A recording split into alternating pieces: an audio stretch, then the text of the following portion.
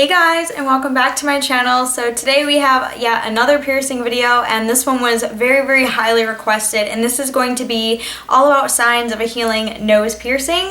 So as you guys know, I do obviously have my nose pierced. I've had it pierced for about oh gosh, maybe probably around 2 years now. I've had my nose pierced, and I have had a very interesting journey with it. So a lot of you guys who either have had your nose pierced for a long time or just got it pierced or are going to get it pierced, you guys wanted to know, some things to look out for and some signs of a healing, nose piercing, like, what to expect. I do have 1,000,001 different nose piercing videos on my channel already. If you go in the description box, there is a link to my tattoos and piercings playlist where everything regarding any piercing that I have, any piercing, that you need to know about is in that playlist. So if you go down and just go through all the pages, you will find the videos that I am talking about. So I have a ton of nose piercing videos already in there. I have like how to clean a nose piercing. I have a special little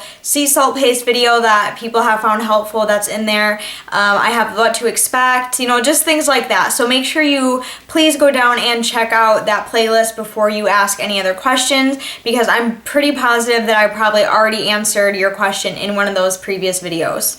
Okay, so nose piercings. Nose piercings typically take about 2 to 6 months maximum to heal. Sometimes it's longer for others, sometimes it's shorter for others. It really all depends on the person and how the person's body heals to different kinds of piercings. Not every one nose piercing is the same, because everyone has a different nose, everyone has different healing times. For me, every time I get a piercing, I am a very slow healer, so piercings don't necessarily heal really quickly for me. They do take a lot of time to heal. So usually when a piercing says 3 to 6 months, usually mine will be healed at the 6-month mark, because that's just how my body is, that's just how my body heals. So pretty much when you go and get your nose pierced, and I kind of talk about this in the what to expect with a nose piercing, it's really just a standard procedure like any other piercing. You fill out the paperwork. If you're underage, your parents fill out their portion or whatever. Then you go back, they mark you, they see if you like it. If you don't, change it, whatever. Once you have the good little spot that you want it, they just put the clamp on and they just pierce you. So it's really just a really quick procedure. Every piercing is really fast. That's because a lot of people come to me and they're always really nervous about like pain levels and things like that. And you always got to remember that a piercing is very quick. They pierce you and it's done. The pain only lasts a couple of seconds, so you really always got to remember that. So pretty much what getting a nose piercing feels like is there is a lot of pressure, obviously, because you're pushing a needle through pretty thick cartilage, and you're just going to feel a lot of pressure and a hard pinch, and it's done. It's really not a big deal, and it doesn't really hurt that bad. I do have a video on my channel of when I got my nose pierced for the very first time, so I was quite nervous because, I always get really nervous when it comes to getting piercings. So if you want to see, what it's like to actually get your nose pierced from watching someone, then you can go ahead and check out that playlist, and me getting my nose pierced will be in there, I promise. Only thing that might be kind of alarming to a lot of people is, yes, sometimes you can really bleed. When I got my nose pierced, I bled a lot. I don't know why, it just happened. During the video, after the piercing was done, I started to bleed a lot, and I didn't even realize that I was bleeding until afterwards when I watched the video. So piercing necessarily didn't really hurt. It was like a 3 or 4 out of 10, so it really wasn't anything. One thing that you must know about nose piercings is they always must be done at a professional shop with a professional hollow piercing needle. A lot of people I know of, I've watched videos on YouTube of this before, is people getting their nose pierced with a gun, like what you get your lobes pierced with when you're like a baby.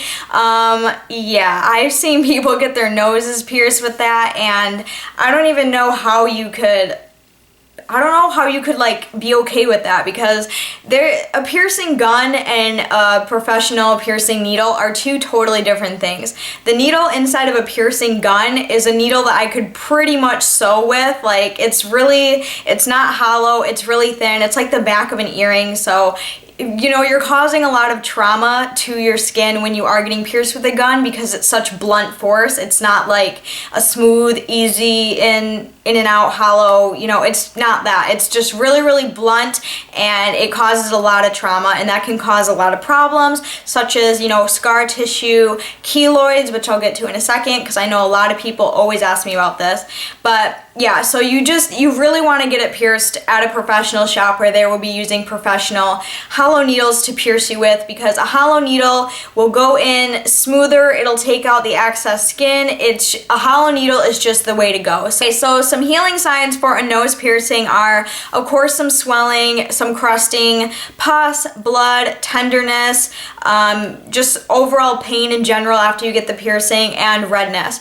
Redness is very, very common when it comes to getting any type of fresh piercing. Every time I get a piercing, the area is always red for a long period of time. When I got my nose pierced, the area was very, very red for, oh gosh, a good 2 months before it went away. So, you know, don't be alarmed if you see some redness with, you know, your nose piercing, because, you know, it's normal. Some key things to kind of have when you get your nose pierced is definitely have some Q-tips to clean it with. I like to use antibacterial soap to clean my new piercings in the shower, and for that I use the Provon antimicrobial lotion soap. You can get this off of Amazon. I only have a little tiny bit left. I just keep this in my shower, and, you know, whenever I get a new piercing or, you know, whatever, I just, you know, clean it off and it works great. Next is sea salt. You need non-iodized sea salt when you go and get a new piercing.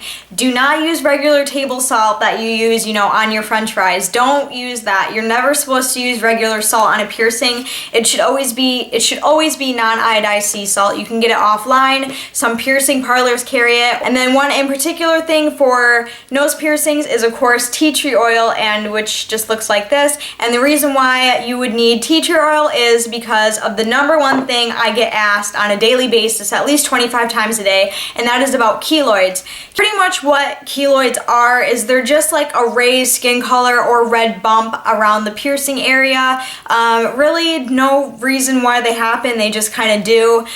Typically with nose piercings, they happen more often with hoops rather than studs. The reasoning is because a hoop is moving in and out, in and out, in and out, you know, rolling all around, going, you know, in and out of the nose piercing, and sometimes that can cause irritation, that can sometimes cause friction enough for a bump to form, which is a keloid. Yeah, so they happen more common with hoops rather than studs. That's why when you go and get your nose pierced, they will pierce you with a stud rather than a hoop. They are curable, but they don't heal overnight. I mean, sometimes they do, but a lot of times keloids don't necessarily heal overnight. Sometimes they can take a week, a couple weeks, a month even. It really all depends on the keloid, but yes, they are curable and they do go away. I mentioned in the beginning about a sea salt paste video that was very helpful to people.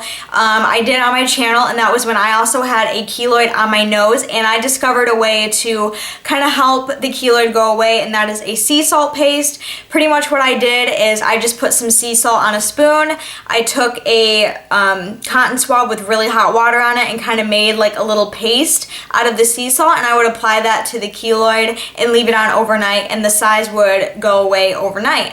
So it was a really effective method, and it has helped a lot of people as well. What you can also do is you can use your tea tree oil on it 2 to 3 times a week. I wouldn't go any more than that because this stuff is quite harsh and you don't want to irritate the piercing. Pretty much what the stuff will do is it will dry out the piercing dry out the keloid, which the keloid will eventually, you know, disappear. So this stuff is really strong, it is really effective, and you want to make sure that you use it for the right purposes. Do not use this to clean your nose piercing. Do not use this for you know, just use this for keloids. You know, don't use it as your regular cleaning method because this stuff is pretty strong. So like I said, I struggled with them for almost a year. They would always appear every time I would wear a hoop.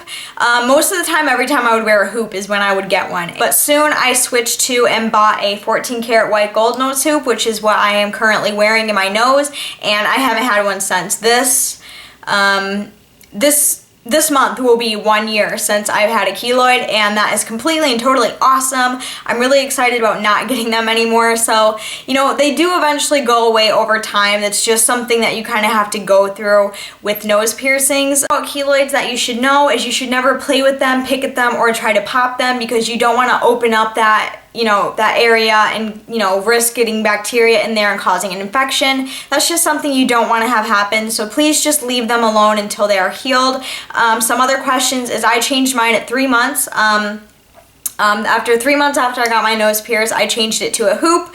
Really bad idea because it wasn't healed yet, because as soon as I changed it, it started bleeding like crazy. So just make sure, one thing I really want to say is make sure you listen to your body, listen to your limit, or know your limits, and know when your piercing is healed. Don't change it because you want to, don't change it because you're bored with the jewelry. You really should just wait until it's healed. You shouldn't be changing any of your piercings until they're fully healed. That's just the reality of it. Just please listen to your body and understand your body. If your nose piercing is not healed yet, you really shouldn't be changing it. Hey everybody, so that is everything that I have for this video. I think I covered everything that I get asked on. If for any reason I didn't answer any of your questions in this video or any of my other videos, please leave a comment down below and I will get back to you right away. But until then, I will see you guys very soon in my next video. Bye!